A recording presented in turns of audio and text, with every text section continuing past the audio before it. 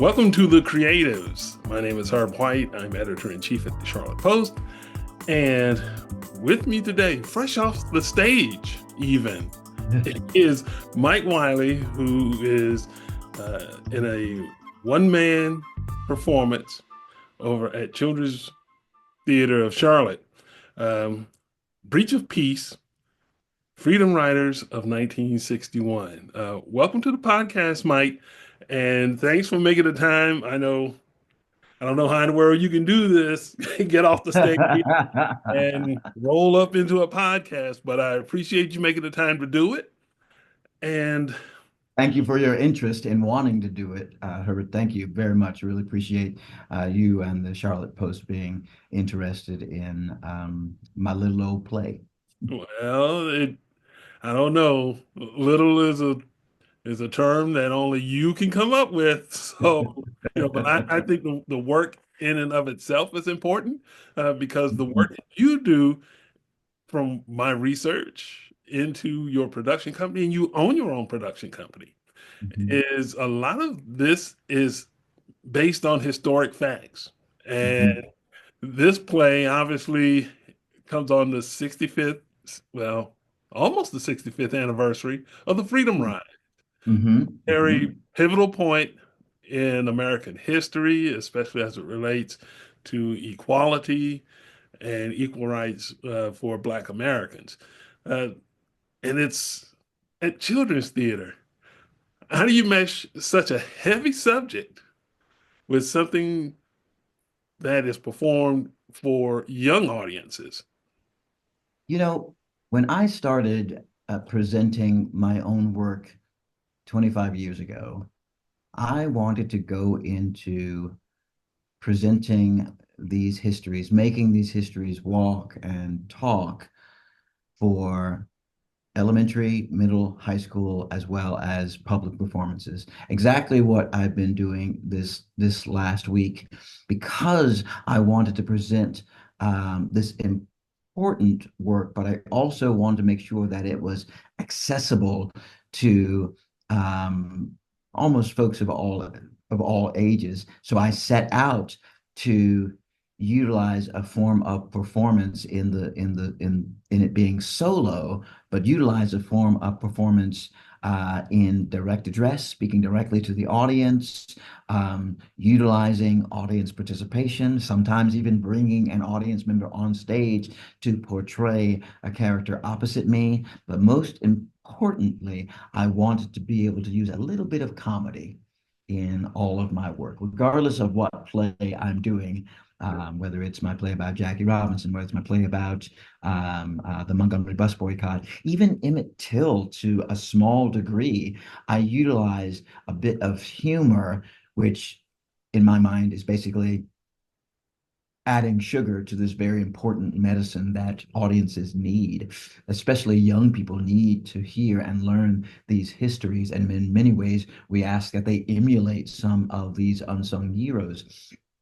And so I really wanted to be able to have a little bit of sugar, because what that sugar does is it opens people up to the information, and then they lean forward into the story as opposed to pushing back at it. Mhm. And for folks who may not be that familiar with the Freedom Rides, it was 1961.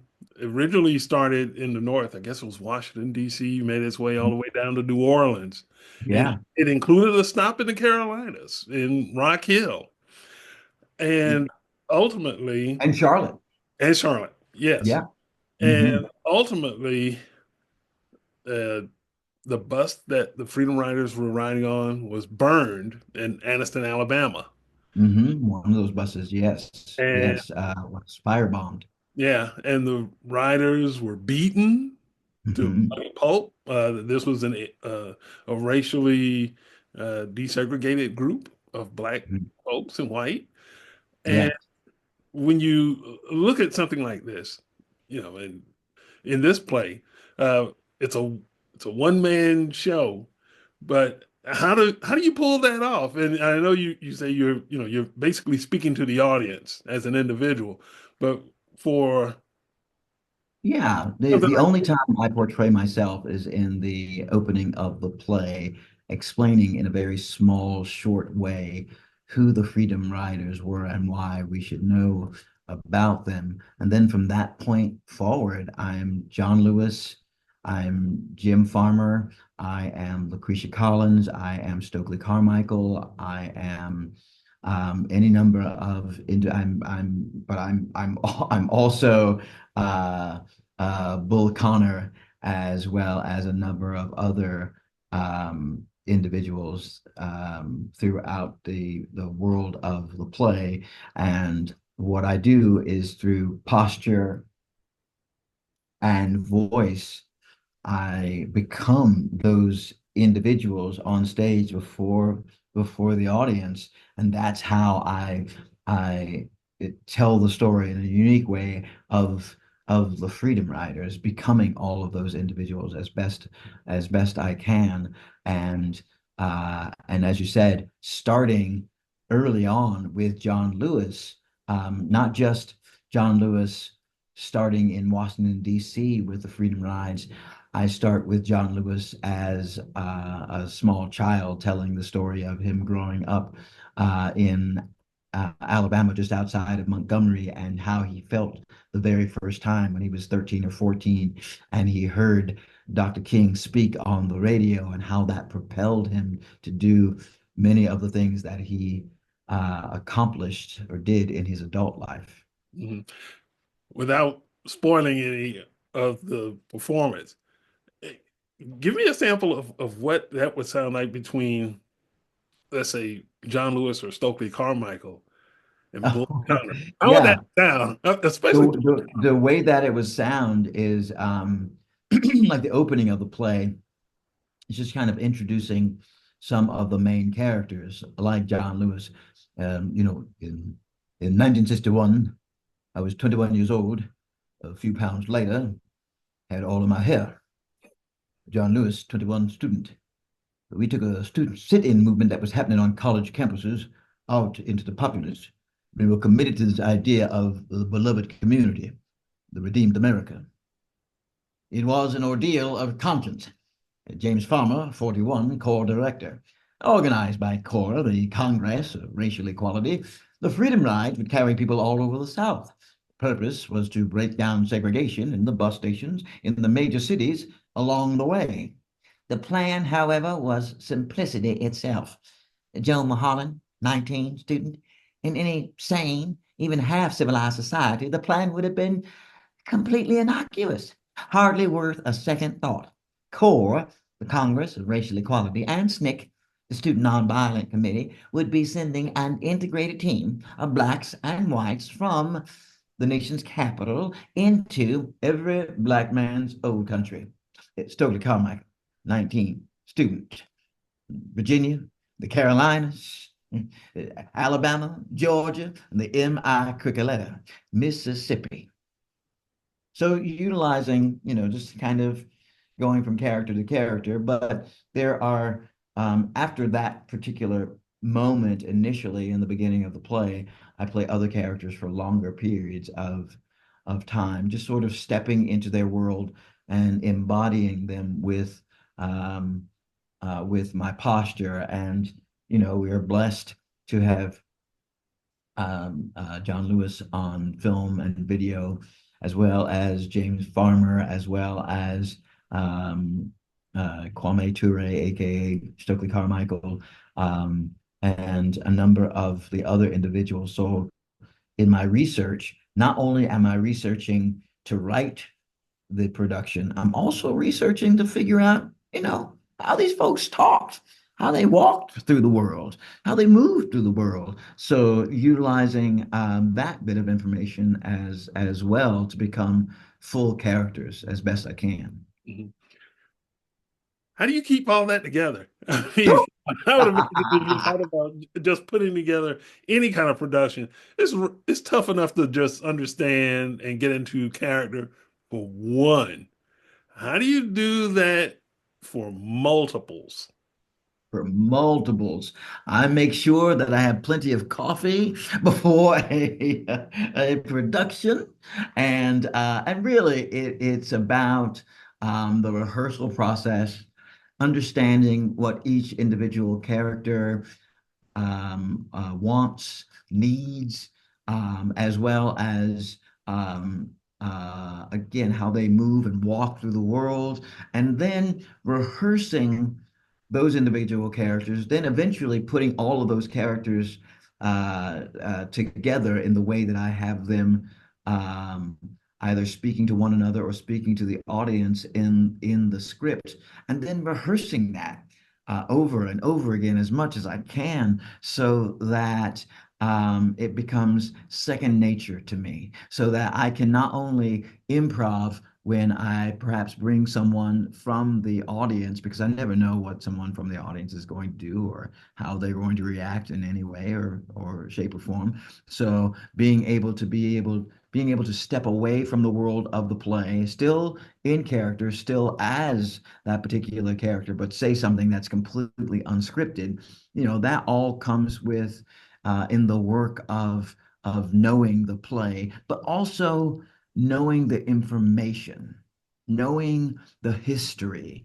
And so therefore, I can utilize the actual history to improv in any particular moment. For instance, this play that I'm doing this week is normally a fifth grade and up performance or a seventh grade and up performance sometimes. Um, but because I wanted to be able to present it to more audiences here in Charlotte, um, I have allowed them to bring the audience age down to third grade. And so what I do throughout the play is I utilize the lines um, that I've already written for myself, but I'll also repeat those lines in a way that a third grader would understand it, you know. Um, and I do that throughout. And then I do a little extra explaining here and there for those audiences that might go, oh, okay, I get it now, or oh, I'm not quite sure I get it. Okay, so let me, as the sole person on stage, I try and pay attention to those audience members that might be just a little behind on understanding where we are in the world of the play. So I pay special attention to those folks, walk with them, not literally, but figuratively, walk with them or walk them through the information so that we can all be on the same page and on the same journey together. Mhm. And when I think of one person performance, in some instances, because you're the only person who's on the stage, Mhm. there's the stress of not only getting your lines right and making sure that the dialogue flows and all the other stuff. I also find it similar in some ways to a stand-up performance where you are doing all of these things and you don't know where the genius or the heckling comes in, and you have to adapt as the performance unfolds. Is that Oh, close? my man, you have nailed it. You have absolutely nailed it because it is very much like stand-up, especially those improvised moments that happen throughout all of my plays. I do 9 different solo productions, and all of them have some improv or some improvisational moments throughout. And so I look at it like stand-up. I have to be prepared with whatever might happen, either in the audience, coming from the audience, or happening on stage in the process. And also, much like stand-up, all I have is a simple set. With this play, it's just six, one, two, three, 6 blocks, 6 white blocks with mug shots on them.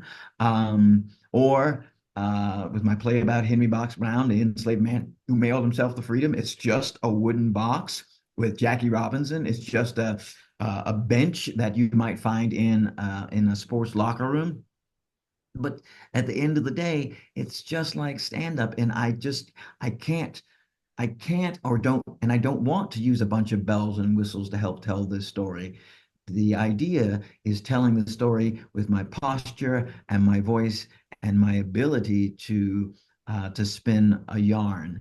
And and I look back at my childhood and realize, I was influenced by some of the greatest comedians of their time who were also wonderful storytellers. I go from Newhart to Richard Pryor. I mean, I don't use the language of Richard Pryor, but Richard Pryor could tell a story. I mean, that man could tell a story, and he would become other characters within his stories. Mhm. That's what was amazing. He would switch on a dime from his voice to a character voice, just like that, and you would follow it all the way through. Yeah, that's the genius of improvisation. Absolutely, Mhm. absolutely. Yeah, That's what and I do in the world of these plays, and that's how it uh, that's how it keeps my brain together throughout the process. this isn't your first appearance at Children's Theater. You've done One Noble Journey, A I did. Game Part, Tired Souls, King and the Mhm. Montgomery Bus Boycott. What makes CTC so special that you keep coming back? I love it here. Hey, I love Charlotte. Charlotte's a wonderful community, and the individuals that came to a lot of the individuals that came to my first performance here a few years ago continue to come to this performance, continue to come to each performance to the point where I'll look out in the audience, I'll say, "Hey, welcome back." And they'll come up after the shows, and we'll just catch up for a few moments after the show and say, "What have you been doing over the last year or the last 6 months since I've been here last, or the last 12 months since I've been here last?" So that's wonderful. The staff and creatives here at Children's Theater are also pretty freaking fantastic, because I love that they are interested and want my work in this space. They do everything they can to promote that work in this space, and and I look forward to the next time that I can come back. It almost feels like a homecoming each time that I come back now. And you're right, I did One Noble Journey here, Tired Souls. I even did Jackie Robinson here a couple of years ago. So these are great folks, and I wanna continue writing so I can continue coming back. And in addition to writing and performing, you're also a teacher. Just looking back, professor and program in the Keenan Institute for Ethics in the program of education at Duke University. Yeah, UN, yeah. and you're a UNC graduate from Hey, I go behind. That's it's going behind enemy lines is what I'm doing on both when I sides. teach. Yeah. And so talk a little bit about the education part, because not only do you do it on stage, you're involved in it in actual classroom settings. Yeah, because there's two things that are a part of the work that I do.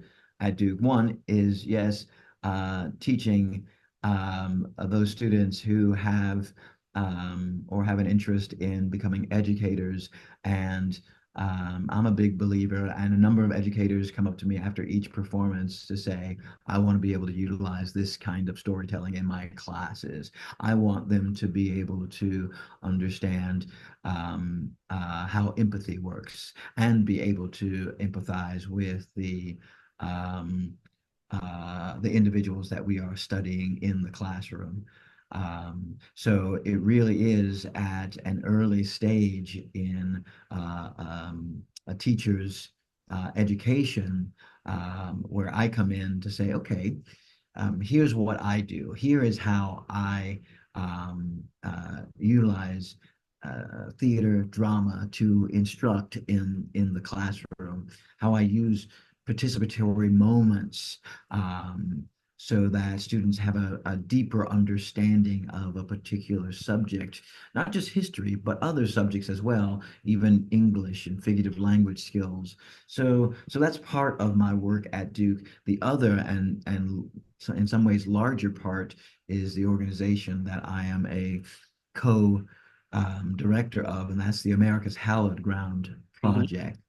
That came out of my co-director, Charlie Thompson, and my desire um, to help Americans, individuals, not just students, teachers, organizations, help them to better understand sites of struggle around this nation, those places that were literal sites of struggle that are hallowed ground.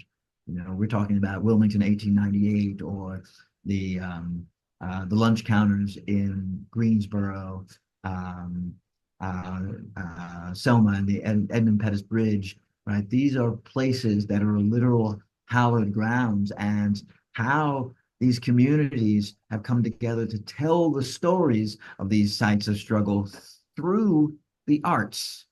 That's what's important. The arts, as you can attest to, I'm sure, the arts are that bridge for many folks, that bridge of understanding, that bridge of bringing people together. Um, and if you are able to help people cross that bridge through the arts, through song, through theater, through visual performing arts, how the stories of these places are told through those mediums. That's what my organization highlights, lifting those organizations so that those communities in other parts of the country that are still struggling with, okay, we want to tell the story of this lynching that happened in this particular community. How do we do that? How do we do that and bring everybody together at the table? Well, the arts can do that. The arts play a great role in being able um, to bring those dissonant voices together all in one place to lift some of the some of the hardest stories that we have to tell. But we have to tell the stories. We have to. So it's a way of putting light on some of America's darkest periods. Absolutely. Absolutely. Mhm. And it's a way to do it so that um, um, so that the history isn't erased because people want to look away from it, or they don't know how to empathize with a marginalized community.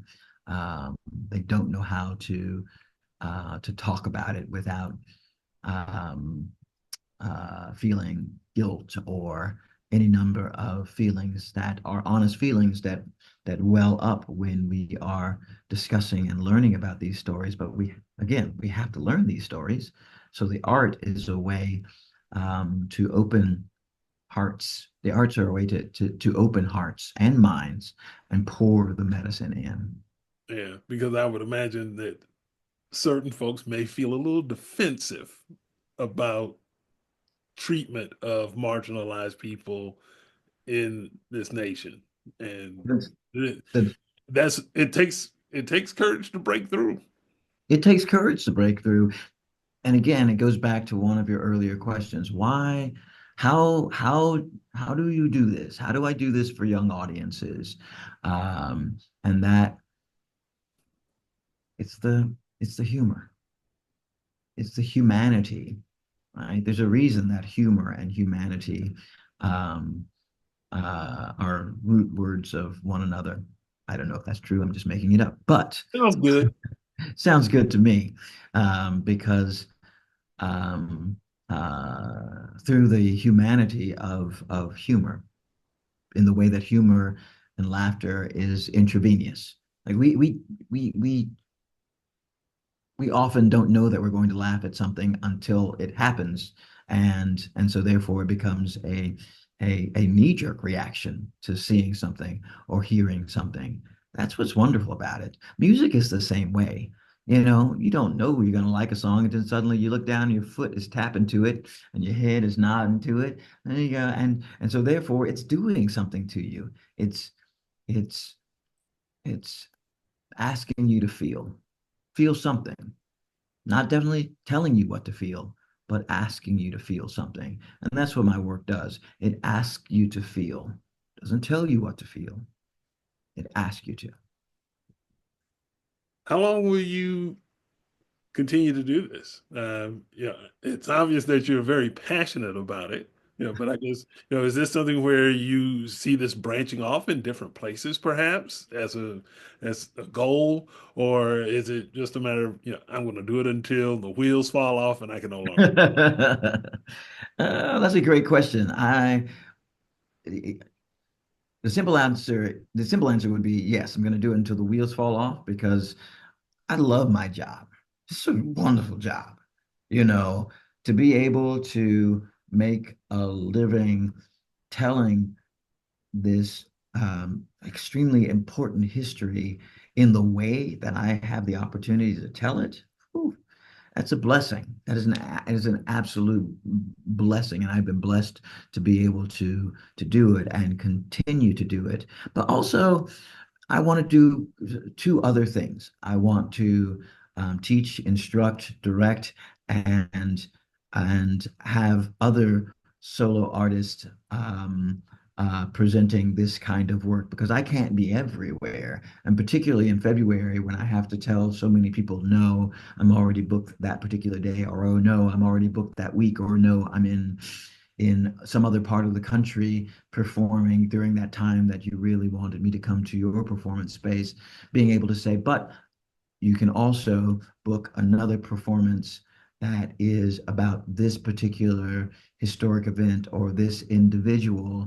And it's also a Mike Wiley production.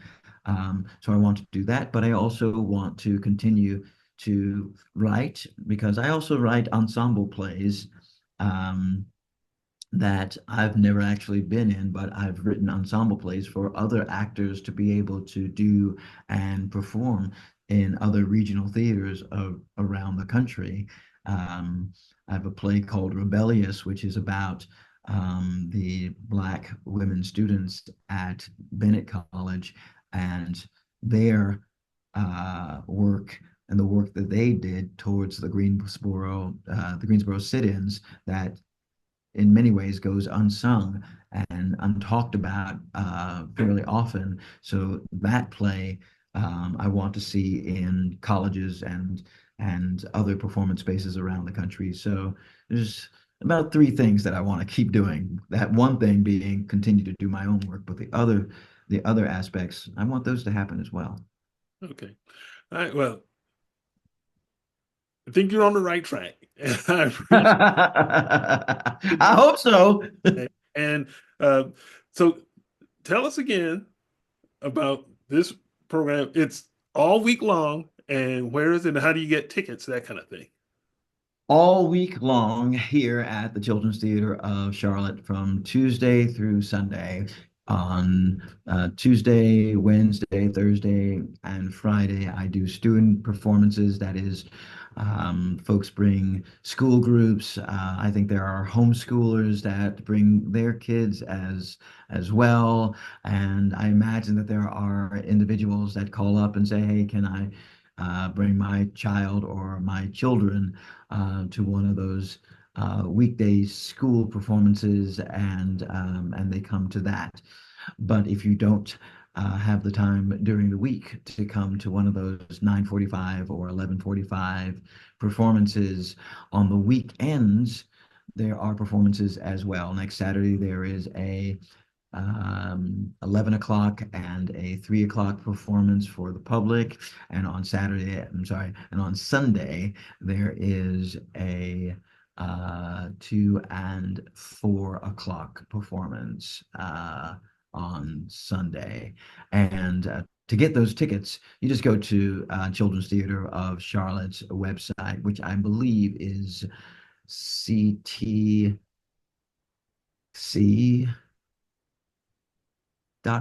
I think off the top of my head, I do not, but just Googling the Children's Theater of Charlotte will Yeah, get you there. yeah. Yeah, If you have a Google machine, you can find it. exactly, exactly. But Mike Wiley, thank you so much for joining me today. And for our audience at the Post, go to our website, the Charlotte Post, and support our work in Yes. programming like this to you by becoming a donor, a subscriber, or subscriber to our newsletter. And we will appreciate that as well. And so for everybody at the Charlotte Post and Mike Wiley, who is fabulous in many ways on stage and in the classroom, thanks for watching and listening.